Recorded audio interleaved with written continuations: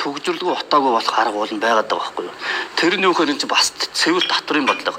Өнөөдөр бид нар хараа Монгол улсад үйлдвэрлэлийг хөгжүүлээд байгаа.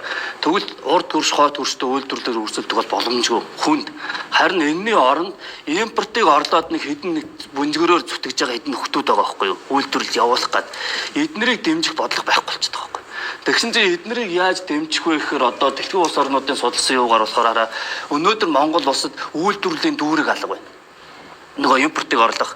Тэгвэл энэ үйлдвэрлэлийн дүүргүүдийг бий болгоход юу хэрэгтэй байдаг вэ гэхээр татврын бодлого хэрэгтэй. Тэгэхээр одоо миний санаж байгаагаар надад эрх мэдэл байдаг байсан бол нөгөө тулах цэг өгөөс гэдэг шиг яах вэ гэхээр би өнөөдөр Багнуур дүүргийг үйлдвэрлэлийн дүүрэг болгомоор байна.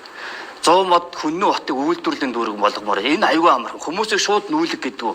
Яах вэ гэхээр Багнуур дүүрэг 100 мод хотод юу байх ёстой вэ гэхээр орлогын албан, аж ахуйн нэгжийн орлогын албан татвараас нь бүрэн чөлөөлөн шинэ стартапуудыг.